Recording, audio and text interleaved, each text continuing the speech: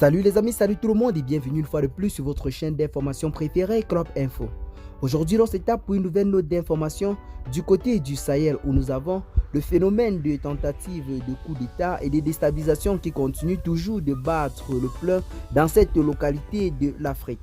Après le Burkina Faso, le Mali, c'est au tour du Niger aujourd'hui notamment, après cet ultimatum lancé par ce puissant groupe terroriste qui a tenu à mettre en garde le président de la transition, le général Tchani, en ce qui concerne la libération immédiate et sans condition de l'ancien président Mohamed Bazoum. En effet, après la chute de l'ancien président du Niger Mohamed Bazoum en juillet 2023, un mouvement politico-militaire appelé Front Populaire de Libération, dirigé par l'ancien rebelle Mohamed Salah, a commencé à proférer des menaces exigeant la libération immédiate et sans condition du président déchu Mohamed Bazoum. En juillet 2023, le chef de l'ancienne rébellion du Front Populaire de Libération avait trouvé un compromis pour s'allier avec le président Mohamed Bazoum. Suite à l'interruption de l'ancien pouvoir qui a conduit à la détention du président, le FPL a profité pour reprendre ses activités dans le seul but de saper le pouvoir du président de la transition, Abdourahmane Tchani. Ceux-ci sont sortis du silence tout récemment dans une vidéo demandant au président de la transition de libérer immédiatement et sans condition l'ancien président déchu Mohamed Bazoum.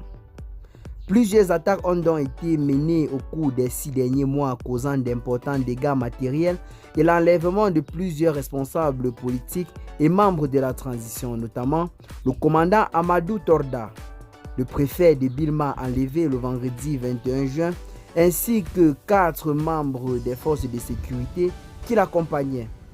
Dans la nuit du 16 juin, le FPR a mis sa menace en exécution en détruisant un tronçon important de l'oléoduc en guise de premier avertissement aux autorités de Niamey, a indiqué un mouvement dans un communiqué publié sur les réseaux sociaux le 17 juin et signé par le président Mohamed Salah, président du FPL.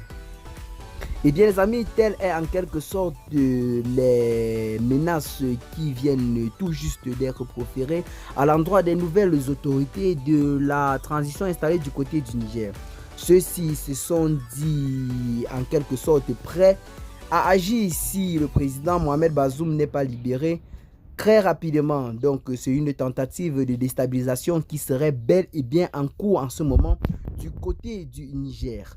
Dites-nous en commentaire ce que vous en pensez. Partagez massivement la vidéo aux amis si vous l'avez trouvée intéressante. Abonnez-vous à la chaîne si ce n'est pas encore fait. Et à très bientôt pour de nouvelles informations. Ciao.